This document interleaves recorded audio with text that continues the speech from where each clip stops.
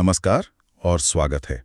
आज हम एक बहुत ही ज़रूरी विषय पर बात करने वाले हैं, खासकर उनके लिए जो भारत के छोटे या मध्यम व्यवसाय चलाते हैं।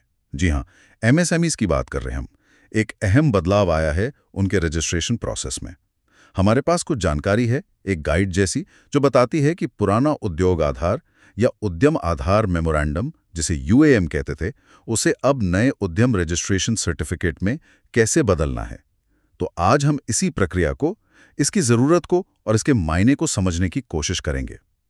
क्या आपको पता है कि जिसे पहले लोग उद्योग आधार कहते थे, वो अब बदल गया है। अब उसे उद्यम रजिस्ट्रेशन कहा जाता है। तो अगर किसी के पास वो पुराना वाला सर्टिफिकेट है, तो उसे नए में अपडेट करना क्यों ज़रूरी हो गया है और ये कैसे होगा? चलिए आज इसी पर थोड़ी गहराई से बात करते हैं। ये सिर्फ नाम नहीं बदला है ना? बिल्कुल नहीं। ये सिर्फ नाम का बदलाव नहीं है। ये असल में भारत के जो लाखों छोटे व्यवसाय हैं, उनके लिए एक बहुत बड़ा कदम है। ये सिर्फ एक नया नाम नहीं है, बल्कि ये उन व्यवसायों को एक, आप कह सकती हैं, औपचारिक पहचान दिलाने की कोशिश है। उन्हें देश की मुख्य अर्थव्यवस्था से जोड़ने का एक सोचा समझा प्रयास। अच्छा। ये दिखाता है कि सरकार कैसे इन छोटे उद्योगों को भी संगठित क्षेत्र में लाना चाहती है, ताकि उन तक सरकारी मदद और योजनाएं आसानी से पहुंच सकें। अच्छा ठीक है, तो चलिए एकदम बेसिक से शुरू करते हैं। ये उद्यम आधार या जैसे अब उद्यम रजिस्ट्रेशन कह रहे हैं, ये आखिर है क्या? मतलब आम भाषा में समझाएं तो। जो गाइड हमारे पास है उसके हिसाब से तो ये सरकार की तरफ से एमएसएमईज के लिए एक पहचान पत्र जैसा है। सही समझा मैंने? हाँ बिल्कुल। आप इसे व्यवसायों का एक तरह का आधार कार्ड समझ सकते हैं। एक सरकारी दस्तावेज जो बताता है कि हाँ, ये व्यवसाय मौजूद है और ये इसकी पहचान है। और जैसा आपने कहा, जुलाई 2020 से इसे आधिकारिक तौर पर उद्यम रजिस्ट्रेशन कहा जाने लगा है। अच्छा, 2020 से? जी। इस रजिस्ट्रेशन से हर बिजनेस को एक परमानेंट यूनिक नंबर मिलता है और सरकारी डेटाबेस में उनकी एंट्री हो जाती है। और सबसे अच्छी बात यह है कि जिनके पास 2020 से पहले वाला उद्योग आधार या यूएएम सर्टिफिकेट है, हाँ, उनके लिए क्या? उनके लिए चिंता की बात नहीं है।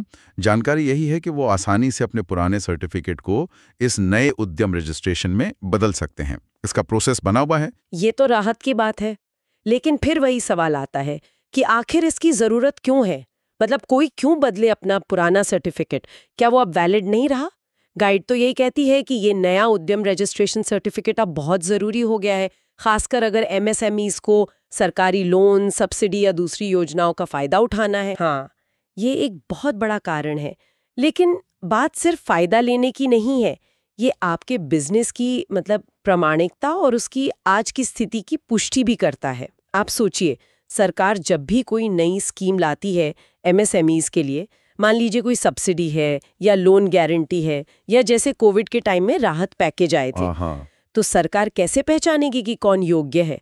वो अपने आधिकारिक रिकॉर्ड देखेगी ना। सही बात है। तो जिनके पास ये अपडेटेड उद्यम रजिस्ट्रेशन होगा, उनकी पहचान और योग्यता साबित करना आसान हो जाएगा। तो ये पुराने आधार को नए में अपडेट करना एक तरह से अपने बिजनेस को भविष्य के लिए तैयार करना है। मतलब सिस्टम के साथ अपडेट रहना है। जी बिल्कुल, ताकि आप किसी मौके से चूक ना जाए। सही कहा, ये तो भविष्य की तैयारी है। अच्छा, तो अब उस उद्यमी के लिए सोचते हैं जिसे अपडेट करना है। प्रक्रिया क्या है? क्या ये मुश्किल है या आसानी से हो जाता है? गाइड तो कहती है कि काफी सीधे सरल स्टेप्स हैं। चलिए देखते हैं जरा एक एक करके। पहला कदम, गाइड के अनुसार उद्यमी को उद्यम रजिस्ट्रेशन के सरकारी पोर्टल पर जाना होगा। यूआरएल शायद udyamregistration.gov.in ही है ना? जी हाँ, आमतौर पर यही है। पोर्टल पर जाने के बाद उन्हें कोई ऐसा ऑप्शन देखना होगा जैसे अपडेट कैंसिल उद्यम रजिस्ट्रेशन या मौजूदा उद्यमी या for those already having U जैसा कुछ लिखा हो। मतलब जो ये बताए कि वो पहले से रजिस्टर्ड है। बिल्कुल, ताकि सिस्टम समझ जाए ये नया रजिस्ट्रेशन नहीं बल्कि पुराने का अपडेशन है। पोर्टल का लुक थोड़ा बदल सकता है समय के साथ, पर लॉजिक यही रहेगा। ठीक है, तो पोर्टल पर गए, ऑप्शन चुना। फिर दूसरा कदम क्या है? गाइड कहती है कि अपना पुराना 12 अंकों वाला उद्योग आधार नंबर यानी यूएएम नंबर डालना होगा और साथ में पैन कार्ड नंबर भी। जी, ये दोनों चीजें डालनी होंगी, यूएमएम नंबर और बिजनेस का पैन नंबर। और फिर शायद कोई ओटीपी वगैरह आता होगा। हाँ बिल्कुल, आमतौर पर रजिस्टर्ड मोबाइल या ईमेल पर एक ओटीपी आता है, वो डालकर वेरीफाई करना होता है। फिर वैलिडेट एंड जनरेट ओटीपी या वेरीफाई जैसा कोई बटन क्लिक करना होता है। अच्छा, ये पैन नंबर का जुड़ना महत्वपूर्ण है क्या? हाँ, बहुत महत्वपूर्ण है। ये सिर्फ पहचान नहीं है, ये बिजनेस की फाइनेंशियल पहचान को उसकी रेगुलेटरी पहचान से जोड़ता है।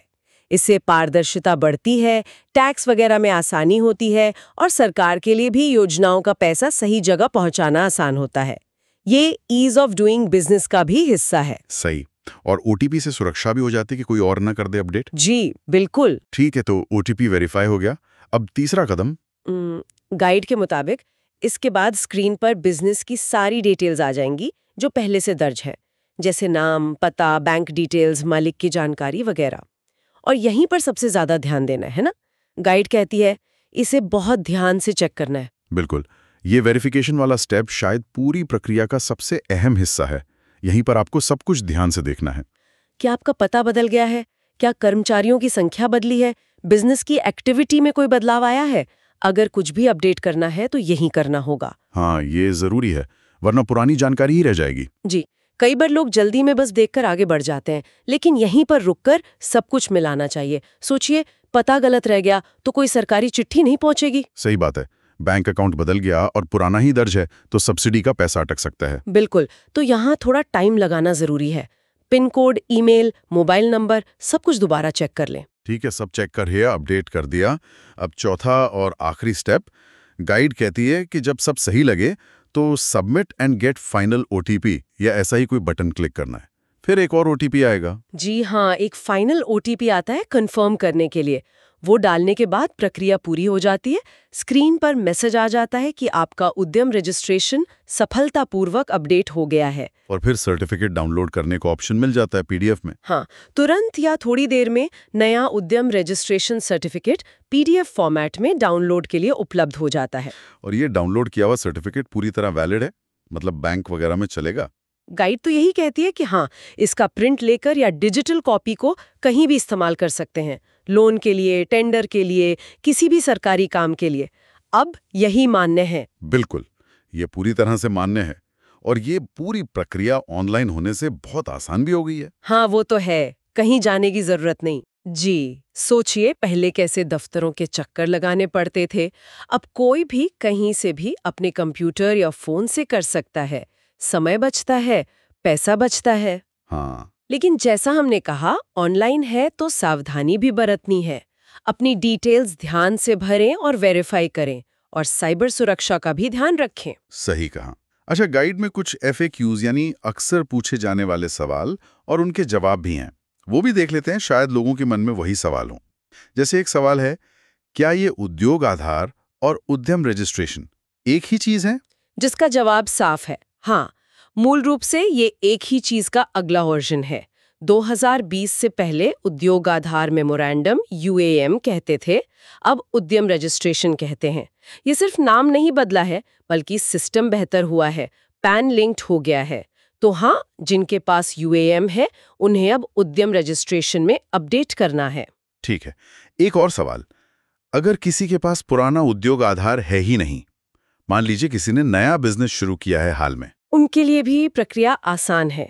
वो सीधे उद्यम रजिस्ट्रेशन पोर्टल पर जाकर नए उद्यमी या न्यू एंटरप्रेन्योर वाले ऑप्शन से नया रजिस्ट्रेशन कर सकते हैं। अच्छा, वो सीधा नया अप्लाई करेंगे? जी, उन्हें अपडेट नहीं करना, नया बनाना है। बिल्कुल। और ये भी ऑनलाइन और फ्री है। और सर्टिफिकेट डाउनलोड कैसे होता है? कई बार लोग प्रोसेस तो कर लेते हैं पर सर्टिफिकेट मिलता नहीं। गाइड बताती है कि जैसे ही आपका आवेदन या अपडेशन पूरा होता है और अगर कोई वेरिफिकेशन होना है विभाग से, वो हो जाता है, तो पोर्टल पर ही आपके लॉगिन में PDF डाउनलोड का ऑप्शन आ जाता है। आमतौर पर तुरंत ही मिल जाता है।